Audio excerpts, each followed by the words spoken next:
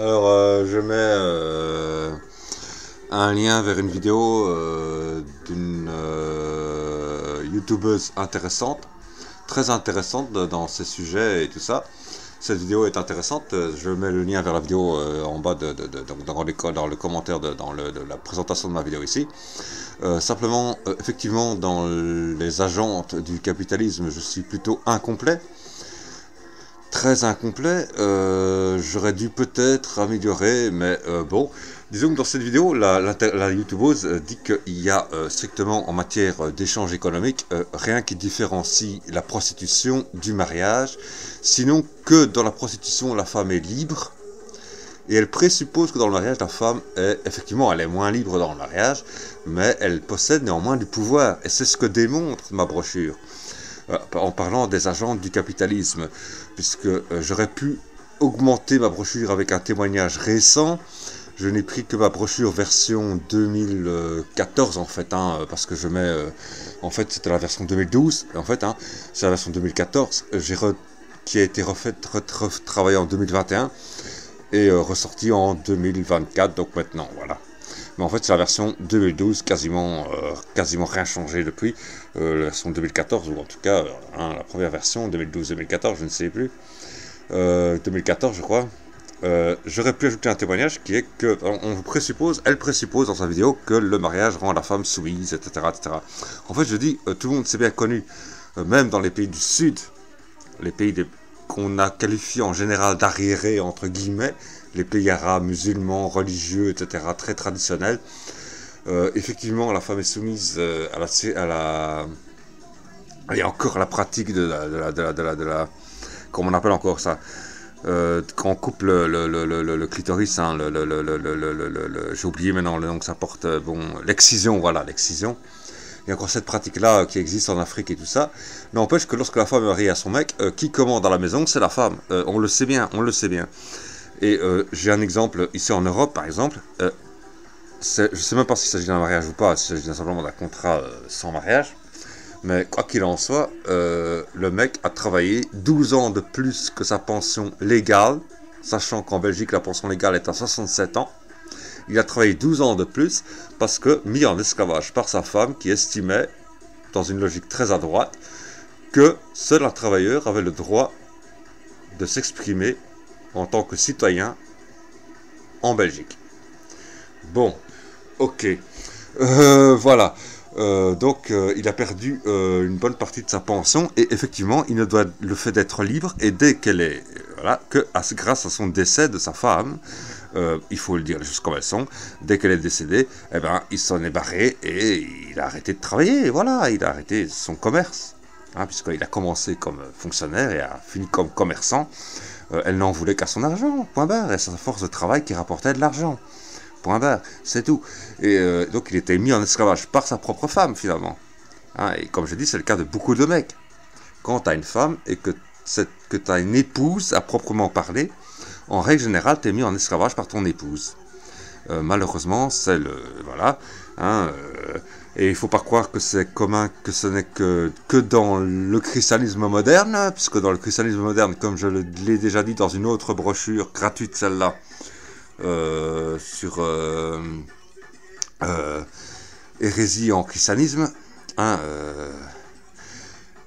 sexualité, hérésie en christianisme, je ne sais plus comment ça s'appelle cette brochure, enfin bon voilà, sexualité, hérésie en christianisme, c'est possible, ou érotisme et hérésie en christianisme, en monde chrétien, en christianisme, dans le christianisme, érotisme et hérésie dans le christianisme, brochure gratuite, celle-là.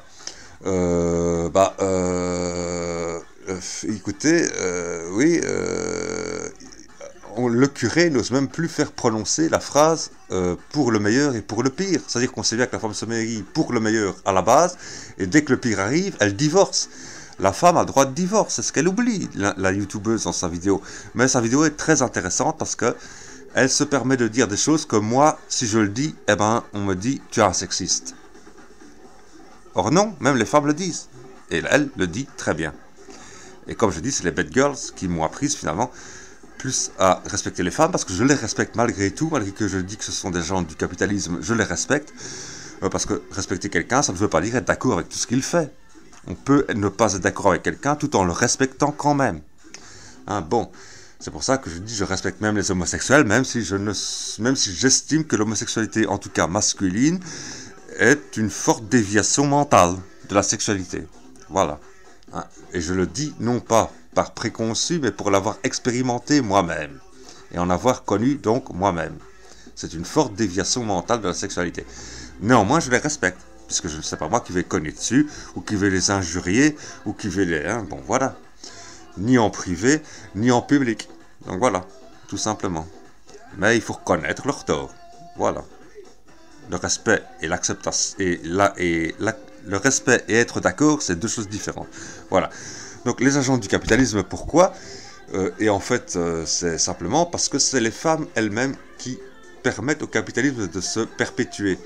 Alors les féministes soi-disant anticapitalistes, elles ne sont anticapitalistes que parce que le capitalisme est entre les mains des hommes. Si le capitalisme était entre les mains des femmes, eh ben, elles seraient parfaitement d'accord avec le capitalisme. Ce n'est pas une force révolutionnaire que le féminisme, c'est une force d'accaparation du pouvoir.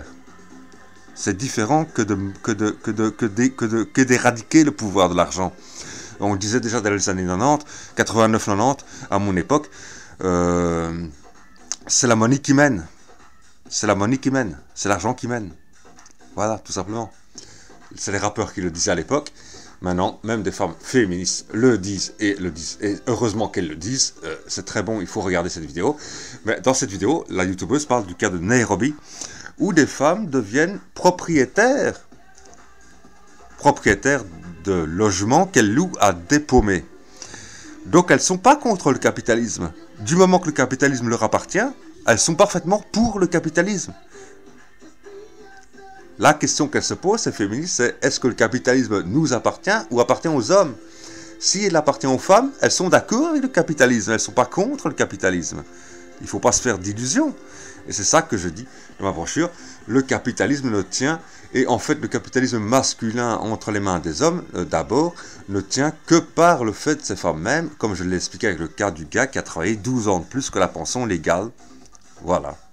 Le pouvoir de la droite et du capitalisme mondial, c'est-à-dire que quelle est la caractéristique du capitalisme? C'est que plus vous disposez de capitaux monétaires, plus vous avez de droits et de pouvoirs. C'est-à-dire que les droits et les pouvoirs ne sont pas libres et égaux entre chaque individu, contrairement à ce que déclare la Déclaration universelle des droits de l'homme, mais sont plus t'as d'argent, plus t'as de droits et de pouvoirs. Elles ne sont pas contre ça. Si l'argent appartient aux femmes, elles sont tout à fait pour. Voilà. Donc, ça c'est la brochure Les agents du capitalisme, et c'est la différence majeure avec la vidéo de la youtubeuse, mais que je mets néanmoins parce que quand je dis ce que je dis, on dit t'es un sexiste. Quand c'est une femme qui le dit, ça passe un peu mieux. Et encore, pas très d'après les commentaires, mais voilà, qu'elle s'est ramassée. Voilà. Donc voilà.